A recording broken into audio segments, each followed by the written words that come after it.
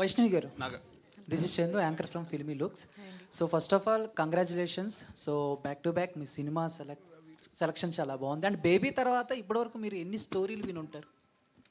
Like ఒక ఇమీడియట్గా విన్నదైతే ఇదే సార్. ఇదే అంటే చాలామంది ఒక సినిమా హిట్ అయిన తర్వాత ఒక 50-100 స్టోరీస్ విన్నానని చెప్తారు కదా, సో ఆ నెంబర్ ఎక్స్పెక్ట్ చేశాను.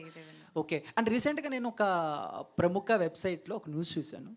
సో ప్రభాస్ గారి స్పిరిట్ మూవీలో మీరు ఆయనకి సిస్టర్ క్యారెక్టర్ చేస్తున్నారు అని. అది ఎంతవరకు కరెక్ట్? ఒకవేళ కరెక్ట్ అయితే అప్డేట్ ఏమన్నా త్వరలో ఇవ్వబోతున్నారా, లేకపోతే టీం ఏమన్నా మిమ్మల్ని అప్రోచ్ అయ్యిందా ఏంటి? లేదండి, నో. ఒకవేళ వస్తే చేస్తారు?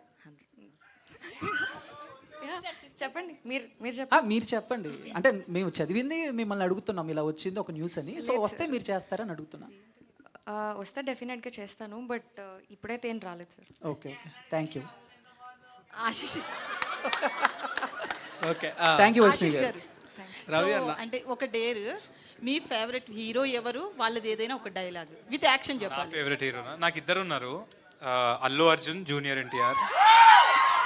సో అంటే నేను చిన్నప్పటి నుంచి నా ఫ్రెండ్స్కి చెప్పుకుంటూ వచ్చాడు డైలాగ్. తగ్గేదేలే, అది అందరు చెప్తున్నారు భయ్య, కానీ నేను కొంచెం డైలాగ్ డెలివరీలో జూనియర్ ఎన్టీఆర్ ఫ్యాన్ ఎక్కువ. సో చిన్నప్పుడు చాలామందికి ఇట్లా చెప్పేవాడిని, పొట్టోడు పొట్టోడు అంటే గుడ్డలోడ తీసుకోడదా, అలానంటే నా ఫ్రెండ్ అని అయి ఉండాలి, లేకపోతే నా ఫ్యాన్ అని అయి ఉండాలి. యా రవి అన్న ఒకసారి